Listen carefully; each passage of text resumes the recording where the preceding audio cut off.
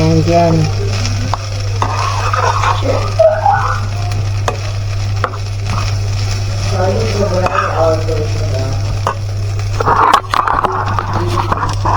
Ayan, nakita ninyo.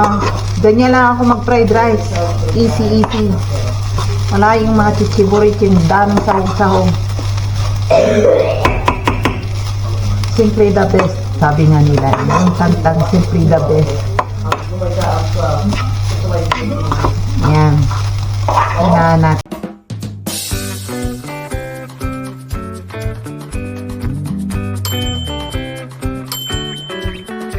Adobo ako ng manok. Ayan. Ito, naka-prepare na. I-oven ko, iluluto ko sa oven. Lagyan natin ng suka na. Kasi habang naluluto to, yung asim niya nawawala habang kumukulo. Kaya huwag kayong mag-alala kung marami yan. Tapos, lagyan pa natin ang paminta. Ayan, paminta. Yan lang yan. Tapos, asin. Asin. Tapos, ano ba ito? Magic sarap. Yan lang yan. Tapos, lagyan natin ng tubig. Yung pampasarap na tubig.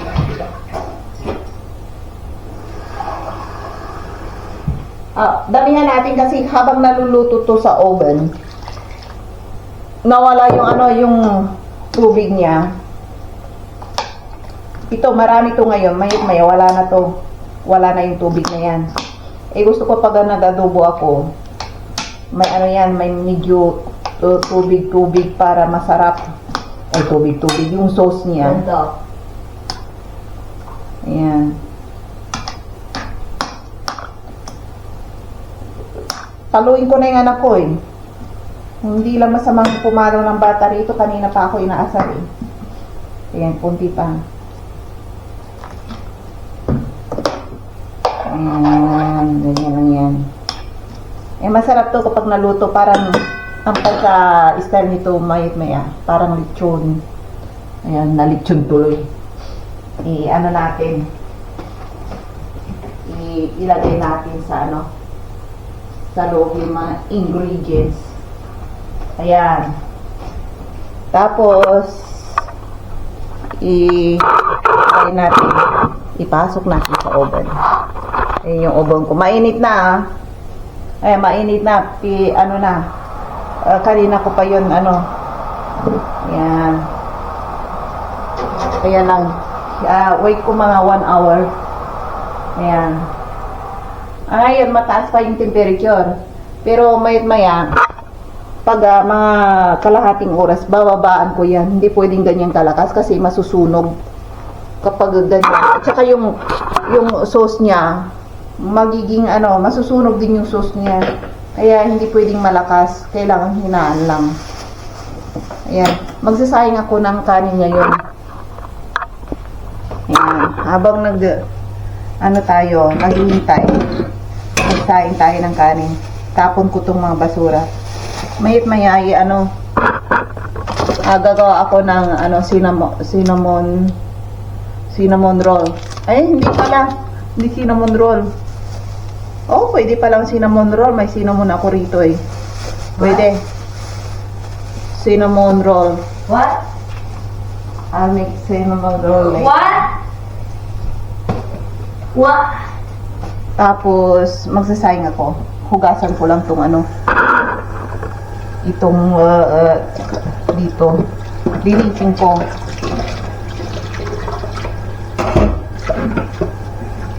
Para walang kalat. Yung mga kalat.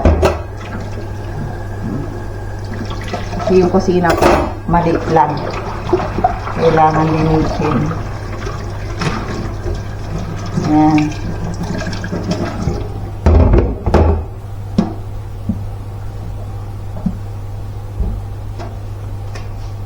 Saan yung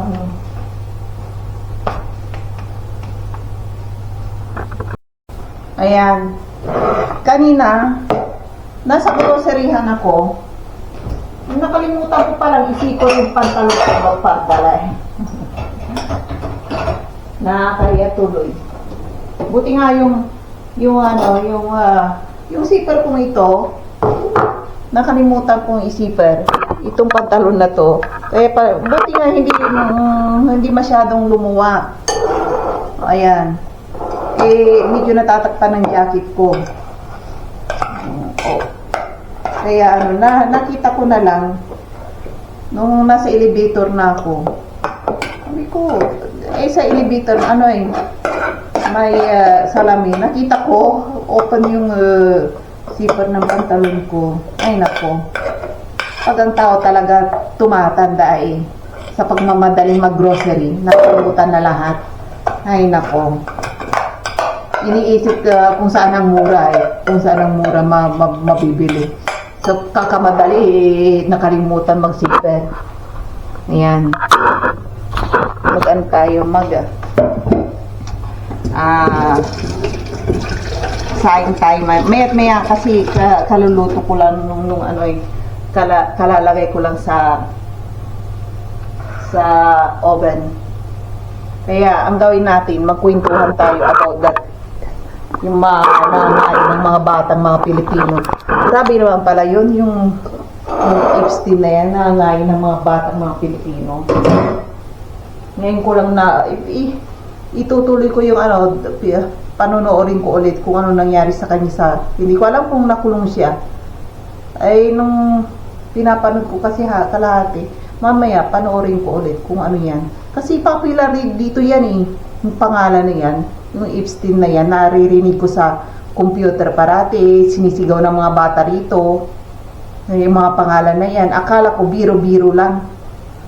Sabi ko sa anak ko, saan niya kaya nakuha yung Epstein na yan? Ayan pala, popular mga expression ng mga bata dito. Yan ang mga expression nila, Epstein. Yan, ayan pala nangangain ng bata yung Epstein na yan. Yan, delikado pala, no? Grabe, milyonaryo kumakain ng mga bata. Ay, nako. Palitan ko na nga itong towel ko to. Ayun, naluto na yung adobo ng manok. Kapakpak. Tingnan niyo, oh. Ayan. Ayun, mainit. Susunog na yung kawali. Hininaan ko. 100 degree lang kasi kanina 200. Tapos hinina ako hanggang 100 kasi kapag hindi ko yan hininaan, masusunog yung kawali, masusunog yung mga manok din. Kaya dahan-dahan ko niluluto. Ayan, ganyan yan. Ayan. Tumikim na ako kanina kasi nahihinig na ako sa gutom. Kanina pang tanghaling di ako nanananghalian. Isang beses lang ako kumakain dito sa Czech Republic. Ayaw kong magkakain masyado kasi tumataba ako, nagda-diet ako. Kaya isang beses lang ako kumain. Yung tanghalian ko, hapunan ko na. Ayan. Kaya nag-jet ako. Ayan, lumalaki na kasi mga bir dyan. Kailangan nating magtiis sa gutom. Sa kapitiis ko naman ang gutom. Nahinginig ako. Kaya hindi ako mapakali doon sa kwarto ko.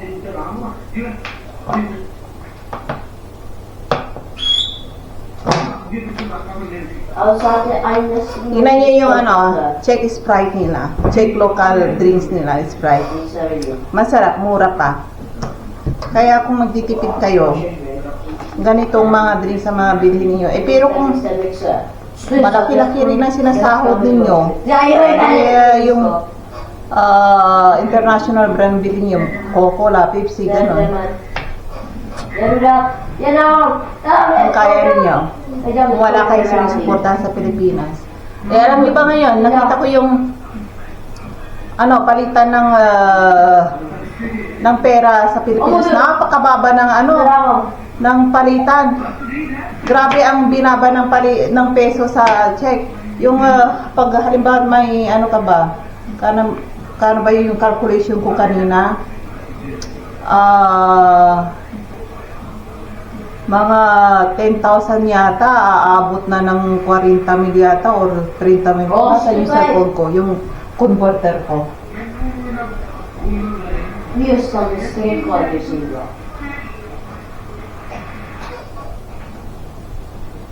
Just the both sound. Yan, calculate natin. Halimbawa, 10,000 kurun yung pera nila rito, ipapalit mo sa peso. Naku, laki ng piso.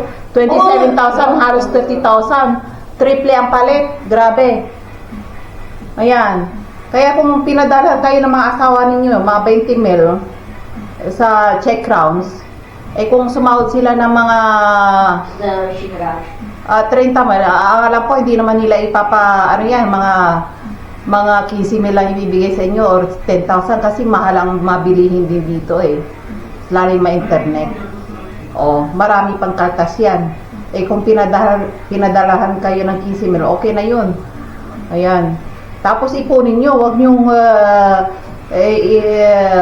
mag-shopping na mag-shopping. Ang hirap kaya ng buhay ng mga OFW rito. Lahat ng uri ng trabaho rito mahirap, kahit yung mga lokal, ganun din. Mahirap kumita ng pera. Ibig ko sabihin, mahirap kumita ng pera, kaya magtipid.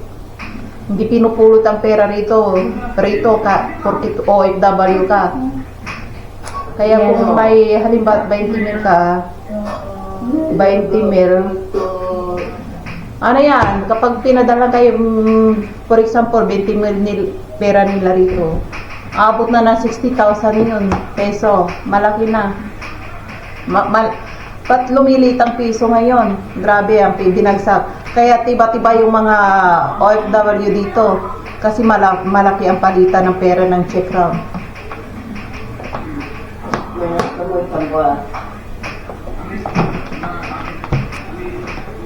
Nga lang.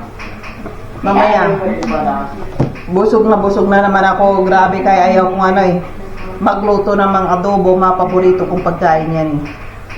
Halos kainin ko lahat yung rice na 2 mangkok Kaya ayaw ko Ngayon, nagsisisi ako, ba't pa ako kumain? Ba't pa ako nagluto? Ginutom ko na sana yung sarili ko. Ayan. Busog na busog ako. Grabe ang kabusugan ko. May patayin ko na yan yung lumalaki tuloy ang hikyan ko. Yung adobo ko, hindi ko na dito nagluto sa kalan na to kasi pag nagluluto ako dyan, napakatagal. Abutin ako 1 or 2 oras. Dito madali lang, natatapos perfect pa yung pagkaluto, pantay. Tsaka yung mga balat ng manok, magiging crunchy at tsaka nagiging brown. Kasi kapag dito ko inadubo yung manok, yung balat ng manok, puti-puti, nakakaanong kainin yung balat. Ayaw kong kainin yung balat, parang malansay style. Kaya mas maganda kapag nag-adobo kayo, sa oven nyo ilagay, pantay yung pagkaluto. Kahit na kunti lang yung toyo. Kaya kapag nagluluto ako dito sa kalan, dinadamihan ko yung unang toyo kasi yung balat puting-puti, malabnaw yung basta kapag naluto yung adobo ko na manok, malambot na malambot pa, pero yung balat puting-puti. Nako, kaya kainin nakakaumay kainin. Kaya ang ginawa ko ngayon, inoven ko. Masarap pag inoven. Tapos yung pagkaluto, may pagka-brown na yung medyo crunchy. Tsaka yung sabaw masarap. Yan, patayin ko na. Yan, pinatay ko na yung oven ko. Makakatipid pa ako dito kasi yung mga mantika, nagtatalsika kung saan-saan. Naku, punas ako ng punas. Ayoko po naman ng nagtatalsikan. Ayan dyan medyo nilayo ko yung yung camera ko kasi yung usok. Ayan. Ayan. nakapagod kumain. Dalawang mangkok na kinain ko katapos 3 pirasong pakpak yata yung nakain ko. Sarap. Masarap kasi. Ayan. Focus yan, oh. Nag-prepare na naman ako ng cinnamon ako. Ano ba yan? Cinnamon roll. Maya. Lulutuin ko to. Ano ba yun? Magluluto. Sunog yan sa fridge. Lulutuin ko to mamaya. Ito, dough lang to eh. Ayan, mamaya lulutuin ko yan. Yan pinag-cold. Kaya mga OFW rito, tiba-tiba yung mga papadala nyo sa Pilipinas. Kasi ang laki ng palitan. Ayan. Ang laki talaga ng palitan ng pera nila ngayon. Ayan. Pero, glaze yung hot at mo. Gagawa tayo ng, ito, pambalo nito, pang cinnamon. Gagawa tayo ng cinnamon roll. Kahit anong magawa natin, kahit na hindi na roll, basta bilog. Ready-made na, dough, nabili sa groceryhan. Pinalambot ko muna. Tapos, ayan, ang tagal-tagal na itong wrapper na to. Itong, sapin na to. Ayan. Marit lang. At nagkaganito to. Ayan. Halos hindi ako nag-bake kasi. Tamad ako mag-bake. Pero marunong ako. Marami akong alam na bake. Pwede ko kayo tulungan na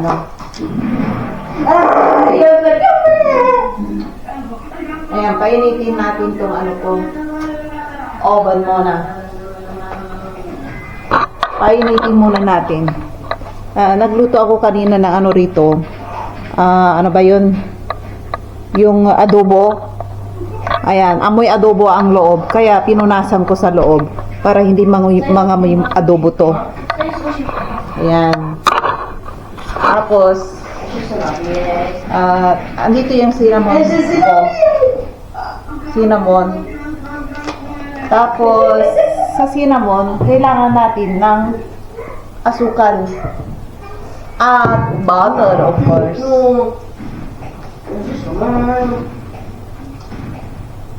Yan lang naman ang tatlong ingredients para makapagluto tayo. Hindi na tayo maggagawa ng dough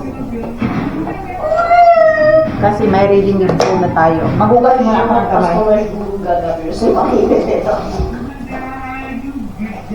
Ayan, inugasan pong kamay ko para malinis. Ayan. Gawin natin, i-flat natin. Ayan, i-flat natin. Alisin natin ito. Ayan, matagal ko nang nabili ito.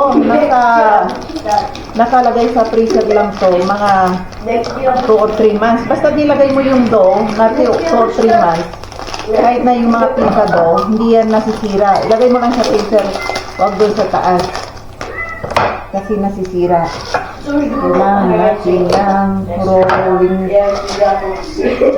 Ayan, ganyan lang yan. Kasi na to eh. Pang to eh. Ito yung nabili ko. Pang ano ba yan? Ganito oh. Pang kailangan natin ng rolling pin.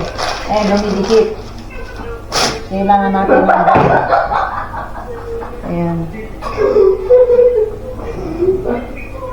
Ayan, bumubula. Kailangan natin to.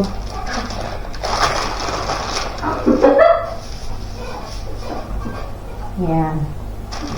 Parang pizza style. Ayan.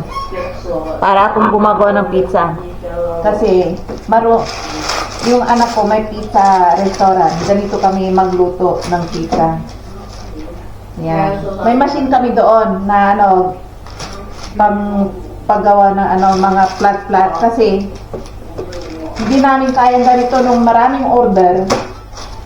Naka-assign ako sa pag-plat ng pizza. Naku, mga ngalay ang ano mo, ang kamay mo. Kaya bumili kami ng machine para sa pagpa-plat ng yung dough. O, gaganyan ako parati, no? Almost 24 hours. Ayan, ginaganyan ko yung Mami, pizza. very hungry. What? Making food. Oh, okay. Ayan, ganyan lang yan. Okay.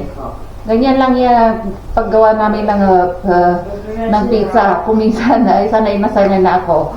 Ginawang ko yan. Ginaganyan ko. Kaso nga lang, may machine para sa pagpa-flat. Mommy, make fried rice, she said. Okay, no problem. Where is he?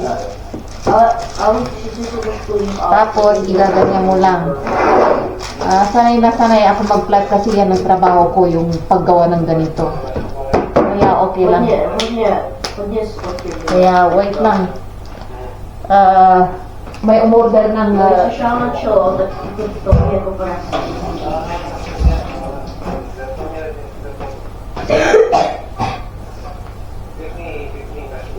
What time you will go home?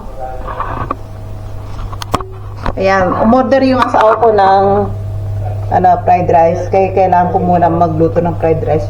Yung dough ko, mamaya ko yung gagawin. Nakaplat lang yan. Pwede nating pagpahingain. Ganyan kami kapag gumagawa ng pizza. Halimbawa may order kami ng 100 pieces. Butit may machine kami, yung taga-plat. Bumili yung anak ko. Easy. Kahit na 200 pieces sa isang araw, okay lang yun. Hindi ako mangalay mag-massage ng pizza dough. Dati wala kaming machine. Naku po, paghiga ko sa higaan, dito ko ang sakit-sakit kasi masahe. Kung minsan yung dough, hindi pa masyadong umaangat. Kailangan mo paangat, hilahilahi lang ganyan. Naku. Kaya yung minsan yung anak ko, pagod na ako mama. Sabi niya gano'n. Magtiis ka, mahirap kumita ng pera. Sabi ko gano'n, dalian mo, yung customer parating na.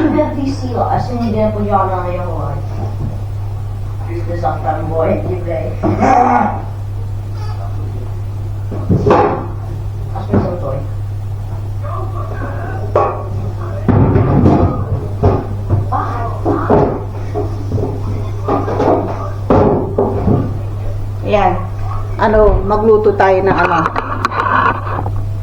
fried rice. May umorder ng fried rice. Parating na yung asawa kasi galing sa work. Ayan. Ito muna, yung ginagawa ko. Diyan na muna yun. Unahin ko yung pagkain ng asawa kasi parating na. Gutom yun. Isang araw. Ayan ang pag-uunat ng pizza dough, sanay na sanay ako. Kasi kapag nasa Taiwan ako, yun ang trabaho ko, nag-uunat ng mga pizza dough. Kung minsan ginaganyan ko pa. Akala ko eksperto.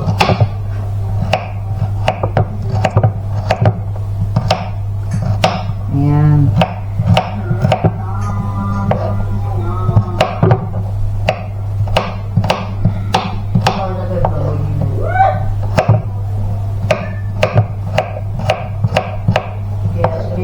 Muna tayo fried rice. Yan, gagawin ko lang yan. Yung parang cinnamon roll. Iluluto ko. Pwede na yan. Yan, natin ko.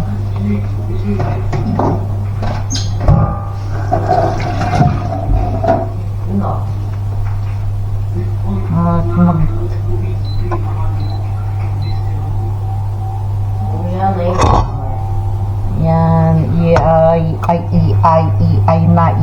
na. Ganyan lang yan. Ganyan yung pagluluto ko. bababaan natin kasi ano eh, ang taas-taas. Nakikita yung bubungan eh.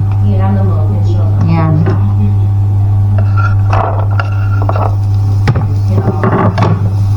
At itlog.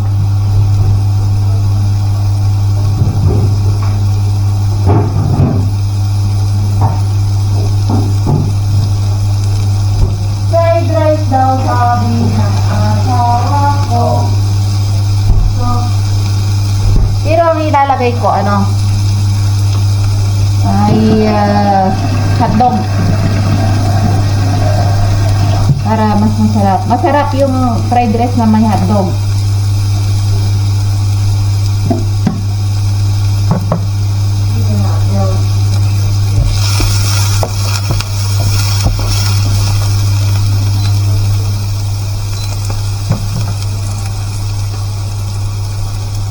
Sana bang gagawin ko tuloy? Nakalimutan ko na. Ayun, i-fry natin pala yung fried rice. Ayan.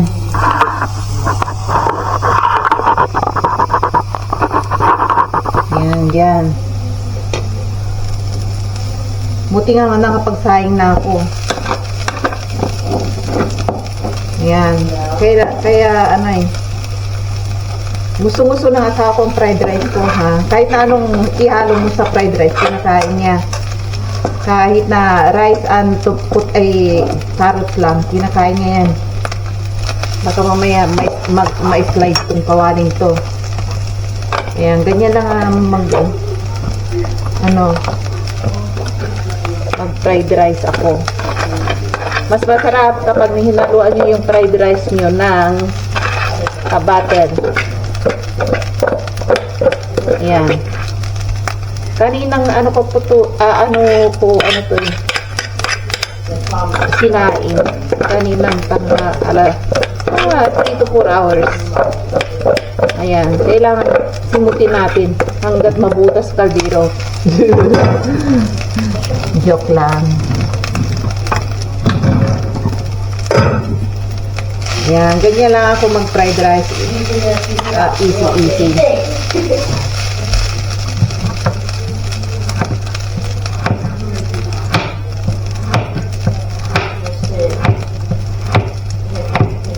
Ayan, ganyan lang yan.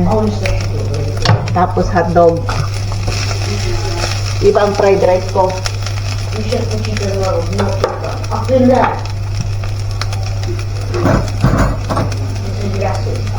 Ayan, ganyan lang yan.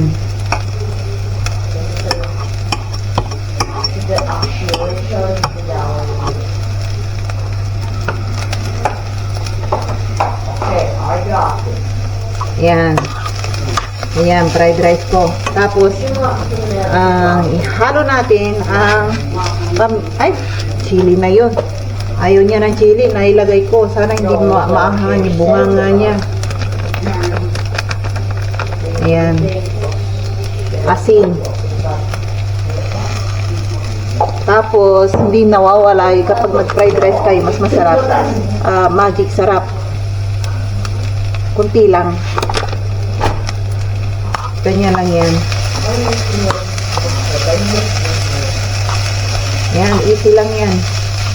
Ayan, nakita nyo, hinaluan ko ng butter. Pampasarap yung butter. Ayan. Tapos, lagyan natin ng kikuman, soya sauce.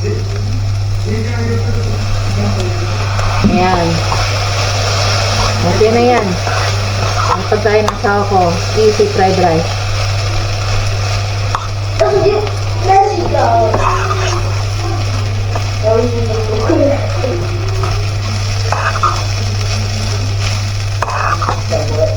Ayan dyan.